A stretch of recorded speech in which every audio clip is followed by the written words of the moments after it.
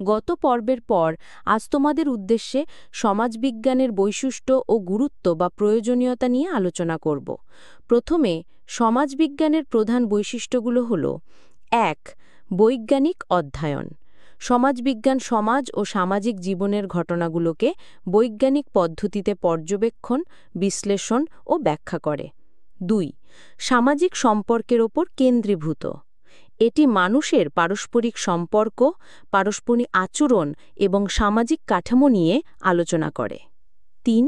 প্রমাণ ভিত্তিক জ্ঞান। গবেষণা, জরিপ, পর্যবেক্ষণ ইত্যাদির মাধ্যমে সংগৃহীত তথ্যের ওপর ভিত্তি করে সিদ্ধান্ত গ্রহণ করে। ৪. তত্ত্ব ও নীতি নির্ভর। সমাজবিজ্ঞান বিভিন্ন তত্ত্ব, ধারণা ও নীতি তৈরি করে যা সামাজিক ঘটনাকে বোঝাতে সাহায্য করে। ৫. মূল্য নিরপেক্ষতা, ভ্যালিউ নিউট্রাল। গবেষক নিজস্ব ব্যক্তিগত মতামত বা আবেগকে গবেষণায় প্রভাবিত করতে দেন না। ৬. সর্বজনীনতা। এর জ্ঞান সব সমাজের জন্য প্রযোজ্য, যদিও বিভিন্ন সমাজে ভিন্ন প্রেক্ষাপট থাকতে পারে। ৭. পরিবর্তনশীলতা। সমাজ ক্রমাগত পরিবর্তিত হয়, তাই সমাজ বিজ্ঞানও পরিবর্তনের সাথে তাল মিলিয়ে নতুন ধারণা ও তত্ত্ব গ্রহণ করে। ৮. বস্তুনিষ্ঠতা। সমাজবিজ্ঞান ব্যক্তিগত পক্ষপাত এড়িয়ে নিরপেক্ষভাবে তথ্য বিশ্লেষণ করে। ৯. সমন্বিত অধ্যয়ন। এটি অর্থনীতি, নৃতত্ত্ব, রাষ্ট্রবিজ্ঞান, ইতিহাস ইত্যাদি অন্যান্য বিদ্যার সাথে সম্পর্ক স্থাপন করে। উপরিউক্ত আলোচনার প্রেক্ষিতে এটা বলাই যায় যে সমাজবিজ্ঞানের বৈশিষ্ট্য প্রমাণ করে যে এটি একটি বৈজ্ঞানিক ও বস্তুনিষ্ঠ বিদ্যা, যা প্রমাণভিত্তিক গবেষণার মাধ্যমে সমাজ ও সামাজিক সম্পর্ককে বিশ্লেষণ করে। এর মূল্য নিরপেক্ষতা ও সর্বজনীন প্রযোজ্যতা সমাজকে বাস্তবভাবে বোঝার সুযোগ দেয়। পাশাপাশি এটি অন্যান্য বিদ্যার সাথে সমন্বয় সাধন করে এবং সমাজের পরিবর্তনের সাথে নিজেও বিকশিত হয়। ফলে সমাজবিজ্ঞান সমাজ বোঝা ও উন্নয়নে অপরিহার্য ভূমিকা পালন করে। এবার আমরা সমাজবিজ্ঞানের গুরুত্ব বা প্রয়োজনীয়তা নিয়ে আলোচনার চেষ্টা করব। সমাজবিজ্ঞানের গুরুত্ব বা প্রয়োজনীয়তা সংক্ষেপে ও সহজভাবে পরবর্তীতে উপস্থাপন করা হল। ১.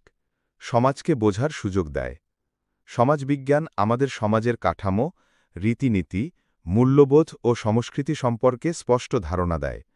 ২. সামাজিক সমস্যার সমাধান। দারিদ্র্য, বেকারত্ব, অপরাধ, বৈষম্য ইত্যাদি সমস্যার কারণ বিশ্লেষণ করে সমাধানের পথ নির্দেশ করে। ৩.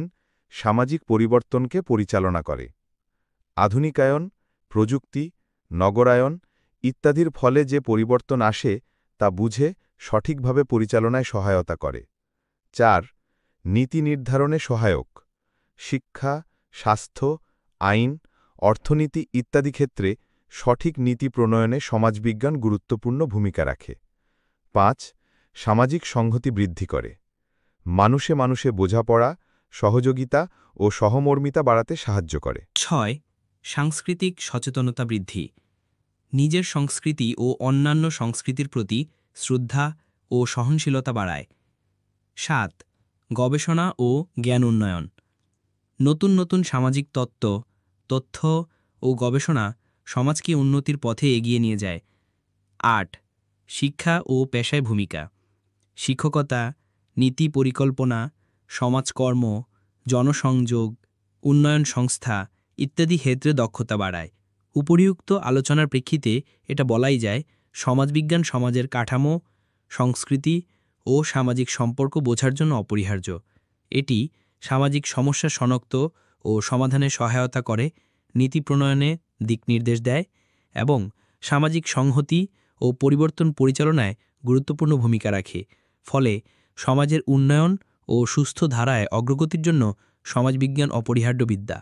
আজ এ পর্যন্তই। আগামী পর্যায়ে সমাজবিজ্ঞানের বিষয়বস্তু নিয়ে আলোচনা করার চেষ্টা করব ইনশাআল্লাহ। সে পর্যন্ত সকলের সুস্বাস্থ্য কামনা করে বিদায় নিচ্ছি। ধন্যবাদ। আল্লাহ হাফেজ।